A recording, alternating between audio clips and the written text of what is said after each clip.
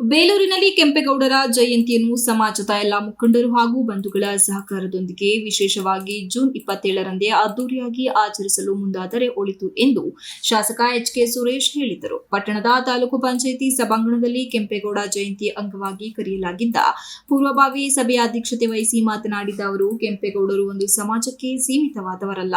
ಅವರು ಎಲ್ಲಾ ಸಮುದಾಯಗಳಿಗೂ ಅವರವರ ವೃತ್ತಿಗನುಸಾರವಾಗಿ ಪೇಟೆ ಪಟ್ಟಣಗಳನ್ನು ನಿರ್ಮಿಸಿ ಅವರ ಜೀವನಕ್ಕೆ ದಾರಿ ಮಾಡಿಕೊಟ್ಟರು. ಅಂತವರ ಜಯಂತಿಯನ್ನು ಕ್ಷೇತ್ರದ ಎಲ್ಲಾ ಸಮಾಜದವರು, ಒಕ್ಕಲಿಗರ ಬಂಧುಗಳು ಸೇರಿ ಕೆಂಪೇಗೌಡರ ಜಯಂತಿಯ ಜೂನ್ 27ರಂದೇ ಸಮಾಜದ ವಿವಿಧ ಸಂಘ ಸಂಸ್ಥೆಗಳು ಹಾಗೂ ಮುಖಂಡರ ನೇತೃತ್ವದಲ್ಲಿ ಪ್ರತಿಮೆಗೆ ಮಾಲಾರ್ಪಣೆ, ಮೆರವಣಿಗೆ, ವೇದಿಕೆ ಕಾರ್ಯಕ್ರಮಗಳನ್ನು ಅದ್ದೂರಿಯಾಗಿ ಆಚರಿಸಿದರೆ ಉತ್ತಮ ಅರ್ಥ ಬರುತ್ತದೆ. ಈ ಬಗ್ಗೆ ಸಮಾಜದ ಮುಖಂಡರು ಸಭೆ ನಡೆಸಿ ಚರ್ಚಿಸಿ ಅಂತಿಮ ತೀರ್ಮಾನ ಕೈಗೊಳ್ಳೋಣ.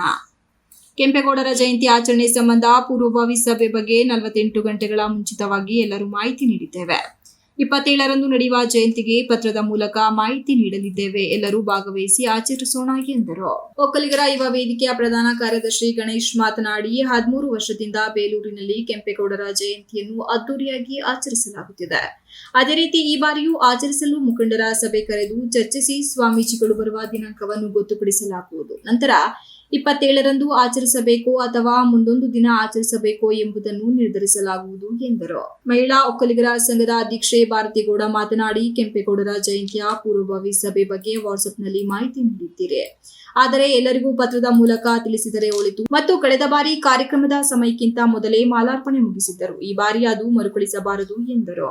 ಒಕ್ಕಲಿಗರ ಸಂಘದ ಯುವ ವೇದಿಕೆ ಅಧ್ಯಕ್ಷ ಗಿರೀಶ್ ಮಾತನಾಡಿ, ಶಾಸಕರು ಜೂನ್ 27ರಂದೇ ಕೆಂಪೇಗೌಡರ ಜಯಂತಿ ಆಚರಿಸೋಣ ಎಂಬುದು ಸರಿ ಇದೆ. ಆದರೆ ನಮಗೆ ಸ್ವಾಮೀಜಿಯವರು ಅಂದು ಬಿಡುವಿದ್ದಾರಾ, ಬೇಲೂರಿನ ಕಾರ್ಯಕ್ರಮಕ್ಕೆ ಬರುತ್ತಾರಾ ಎಂಬುದು ತಿಳಿದುಕೊಂಡು ಮತ್ತು ಈ ಬಗ್ಗೆ ಮುಖಂಡರು ಹಾಗೂ ನಮ್ಮ ಸಂಘದ ಎಲ್ಲರೊಂದಿಗೆ ಸಭೆ ಸೇರಿ ಚರ್ಚಿಸಿ ಅಂತಿಮ ನಿರ್ಧಾರ ಕೈಗೊಳ್ಳಲಿದ್ದೇವೆ. ಸಾಧ್ಯವಾದರೆ 27ರಂದೇ ಆಚರಿಸೋಣ, ಇಲ್ಲದಿದ್ದಲ್ಲಿ ಮುಂದಿನ ದಿನಾಂಕ ಗೊತ್ತುಪಡಿಸಿ ಅದ್ದೂರಿಯಾಗಿ ಆಚರಿಸಲು ಮುಂದಾಗೋಣ ಎಂದರು. ತಹಶೀಲ್ದಾರ್ ಶ್ರೀಧರ್ ಕಂಕನವಾಡಿ, ತಾಲೂಕು ಪಂಚಾಯಿತಿ ಇಒ ಸತೀಶ್ ಕುಮಾರ್, ಬಿಇಒ ಭಾಗ್ಯಮ್ಮ, ಜಿಲ್ಲಾ ಪಂಚಾಯತ್ ಕುಡಿಯುವ ನೀರು ಸರಬರಾಜು ವಿಭಾಗದ ಎಇ ಅನ್ವರ್ ಬಾಷಾ, ಒಕ್ಕಲಿಗರ ಯುವ ವೇದಿಕೆ ಗೌರವಾಧ್ಯಕ್ಷ ಚಂದ್ರಣ್ಣ, ಸಂಘಟನೆಯ ಲೋಹಿತ್, ಹರೀಶ್, ಮಹೇಶ್, ಮಲ್ಲಿಕಾರ್ಜುನ್, ಶ್ರೀದೇವಿ ಸೇರಿದಂತೆ ಇತರರು ಇದ್ದರು. Ganesh, TV 46 news Kannada, Belur. You are watching TV 46 News Kannada.